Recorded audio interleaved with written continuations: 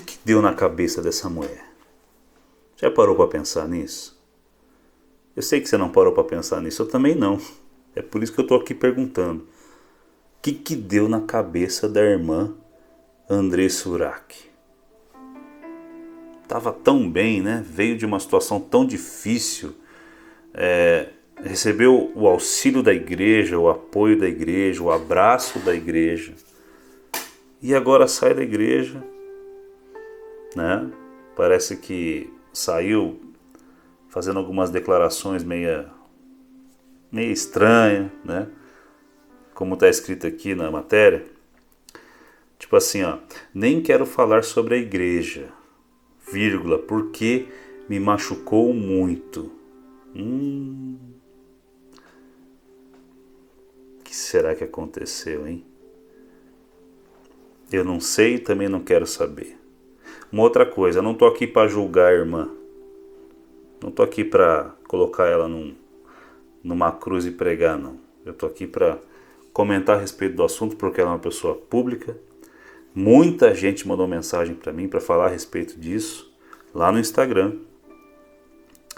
E por ser uma pessoa pública, você, Andressa, vai influenciar muita gente. A tua atitude influencia muito mais do que você imagina. Nem tanto as tuas palavras, mas as tuas atitudes. As minhas atitudes também. E de quem está vendo esse vídeo aqui. Em primeiro lugar, todas as vezes que você, quando eu falo você, eu incluo Andressa, Vagnão e você que está assistindo esse vídeo. Todas as vezes que você se aproxima de conhecer o propósito de Deus para a tua vida, o diabo começa a investir. Ele começa a mandar aqueles pratos de manjares muito tentador para que você saia daquilo que Deus tem para você. Quanto mais você decide servir a Deus e conhecer a Deus, quanto mais você tenta se achegar a Deus, o diabo tenta cada vez mais arrancar você, para que você não conheça o que Deus tem para a tua vida. É por isso que tem muita gente fraca, muita gente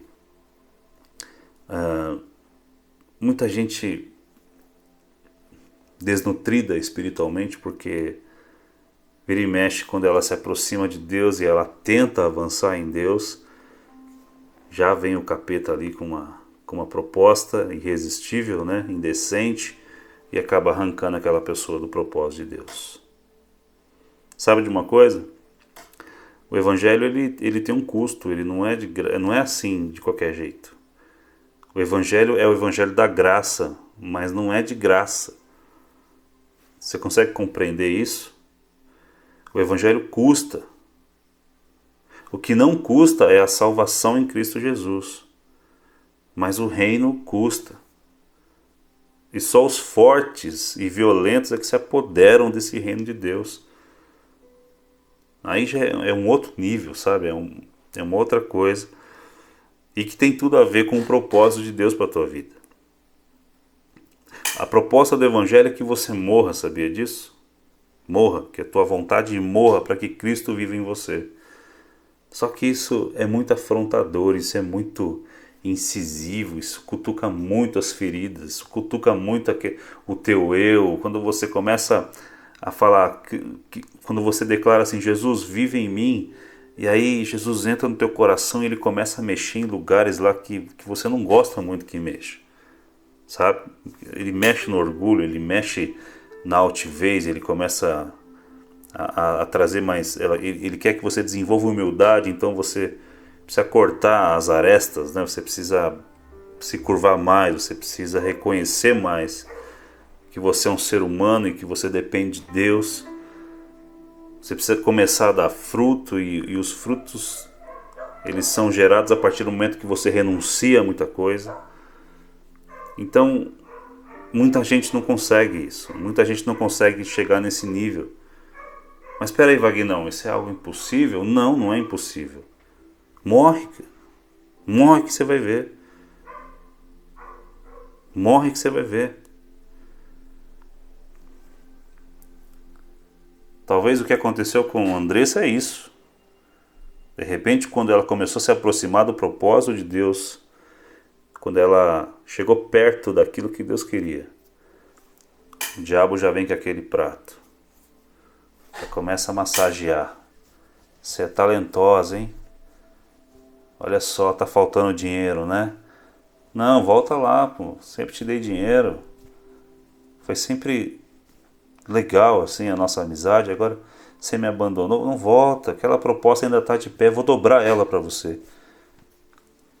E aí muita gente não consegue dizer não e a coisa complica. Olha só o que está escrito aqui em 2 Pedro,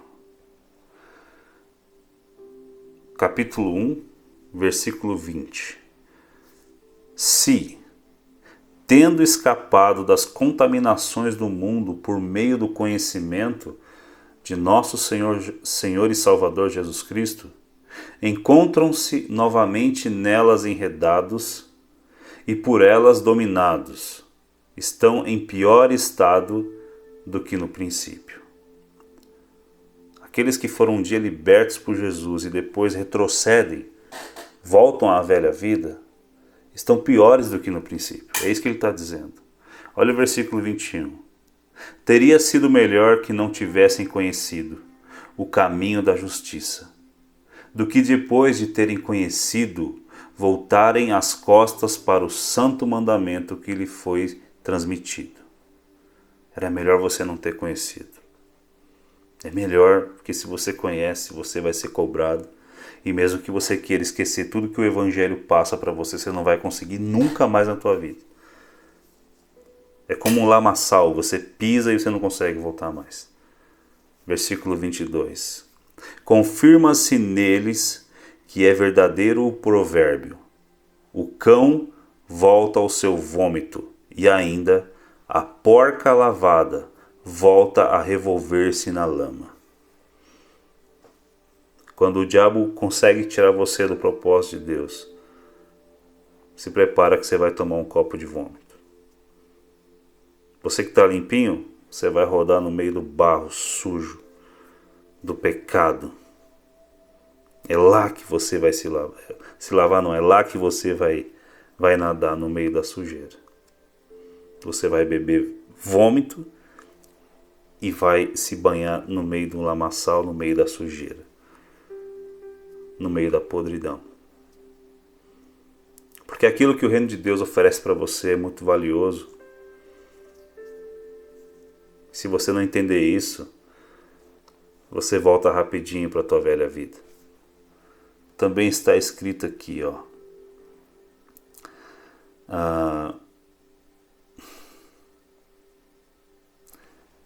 No livro de Hebreus, capítulo 10, versículo 38 e 39. Mas o meu justo viverá pela fé.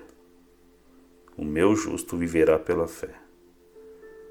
Viver pela fé é você enfrentar as adversidades. Aquela hora que fica difícil e você pensa, puxa, era tão mais fácil, não vou manter aqui, você pela... Porque a fé é um princípio. É um fundamento. Se você não tiver fé e não crer, você só é um convencido, não um convertido. A fé, sem fé é impossível você agradar a Deus. Entende? Para você se manter na vontade de Deus, você precisa ter fé. Porque virão situações difíceis, incontornáveis, e você vai ter que encarar de frente. Mas são os processos de Deus. Não tem como você simplesmente apagar certas situações, elas vão surgir. E você vai precisar de fé para passar por isso. O justo viverá pela fé. Só que você não vai ficar a vida toda no vale da sombra da morte. Uma hora você vai ser elevado. Uma hora vem a honra. Mas você precisa pagar esse preço e entender. Você que está passando por uma situação difícil e pensa em voltar a uma velha vida, não faz isso não. Viva pela fé. Viva pela fé. Olhe além dessa situação. Amém? Você está entendendo? Parte B do versículo. E se retroceder, não me agradarei dele. Deus não se agrada desse tipo de coisa. Não se agrada. O justo que deixa de crer desagrada a Deus. Talvez você nunca ouviu isso, né? Puxa, eu posso desagradar a Deus? Pode, claro. Deus é Pai, Ele quer o melhor para você. Ele quer que você amadureça. Ele não quer que você desista, mas Ele quer que você continue, que você persevere até o fim.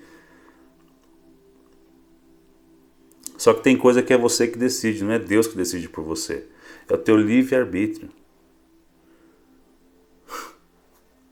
É um processo, gente. É um processo e vale a pena cada dia desse processo, por mais doloroso que seja.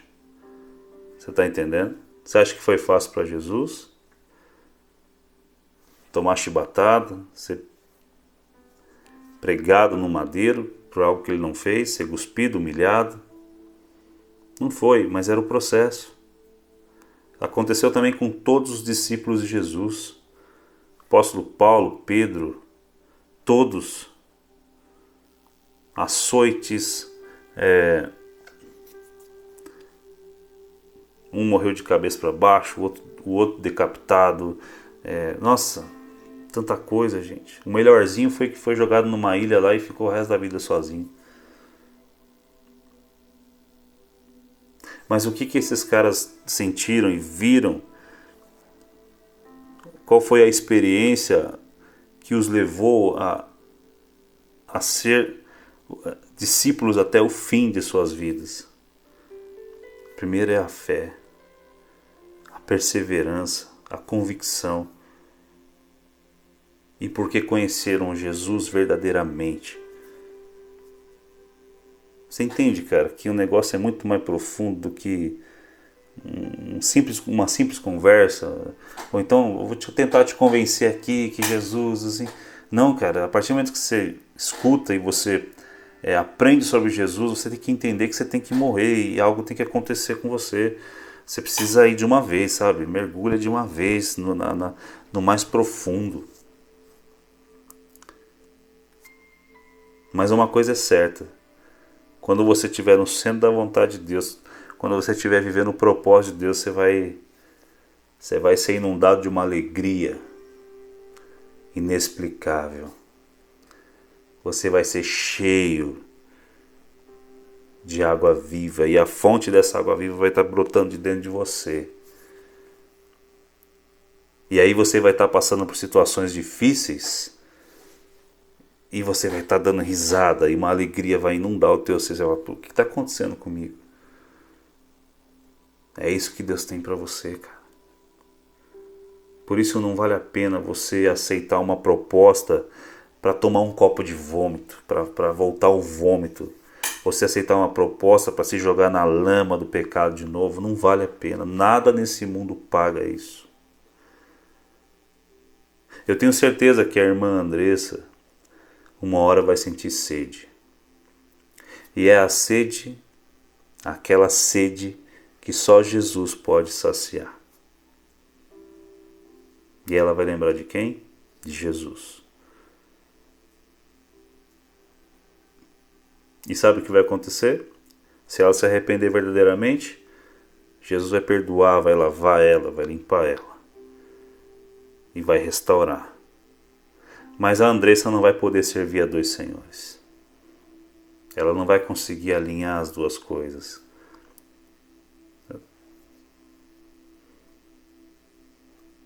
É difícil, né? Como é difícil falar disso.